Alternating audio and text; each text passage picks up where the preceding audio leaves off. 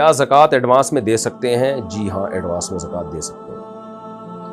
کچھ دنوں پہلے ہمارے والد صاحب کو سینے میں درد ہوا، ہم سمجھے کہ گیس کا درد ہے، جو کہ ان کو پہلے بھی ہوتا رہتا تھا۔ ہم نے ساری کوششیں کی، پھر ہم ان کو ڈاکٹر کے پاس لے کر جانے لگے تو ان کا انتقال گھر پر ہی ہو گیا۔ اللہ تعالیٰ مغفرت فرمائے بھائی۔ ڈاکٹر نے کہا کہ ان کے اندر زندگی کی کوئی آثار نہیں ہے۔ اب ہمارے بعض رشتہ دار ہمیں کہتے ہیں کہ تم لوگوں نے اپنے ابو کے ساتھ زیادتی کی اور اگر جلدی لے جاتے تو ابو بچ جاتے، اس کا کفارہ کیا ہوگا؟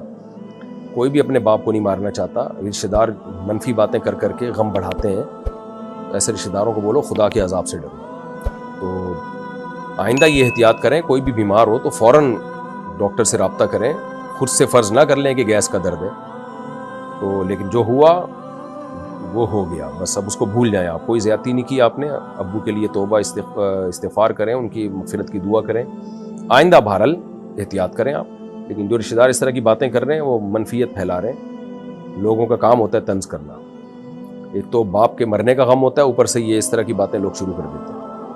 ایک غیر مسلم لڑکا ہے جو دل سے اسلام کو مانتا ہے اور اللہ کو بھی مانتا ہے، لیکن اس نے جا کر باقاعدہ اسلام قبول نہیں کیا جان کے خوف سے۔ اگر اس نے کسی مسلمان لڑکی سے نکاح کر لیا تو کیا اس کا نکاح ہو جائے گا؟ نہیں ہوگا، اسلام قبول کرنا پڑے گا۔ ہاں، پبلک کے سامنے اسلام اگر قبول نہیں کر رہا ڈر کی وجہ سے تو اکیلے میں کر لے، لیکن یہ الفاظ اس کو زبان سے کہنے پڑیں گے کہ اللہ میں نے اپنا ہندو مذہب چھوڑ دیا اور میں اب اسلام میں داخل ہو چکا ہوں۔ صرف یہ مان لینا کہ واقعی اللہ کے نبی سچے نبی ہیں اور دل میں یقین ہو جانا کہ اسلام سچا مذہب ہے، یہ یقین ہونا کافی نہیں ہے۔ اقرار باللسان، زبان سے اقرار اور دل سے تصدیق، یہ بھی ضروری ہے، ایمان کے ارکان میں سے ہے۔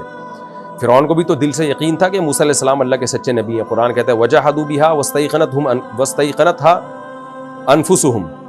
فرعون نے زبان سے انکار کیا لیکن دل میں فرعون کو یقین تھا کہ موسیٰ علیہ السلام اللہ کے سچے نبی ہیں۔ تو ہاں، پبلک کے سامنے اقرار کرنے میں اگر جان کا خوف ہے کہ گھر والوں کے سامنے میرا راز فاش ہو جائے گا، جان سے مار دیں گے، تو اکیلے میں اقرار کر لے، یعنی کلمہ شہادت زبان سے کہنا پڑے گا اس کو کہ اے اللہ میں گواہی دیتا ہوں کہ تیرے سوا کوئی عبادت کے لائق نہیں، محمد صلی اللہ علیہ وسلم اللہ کے رسول ہیں، اور یہ کہے کہ میں اسلام میں داخل ہوتا ہوں۔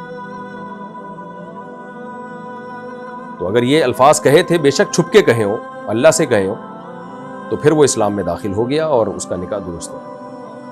مفتی صاحب میں جب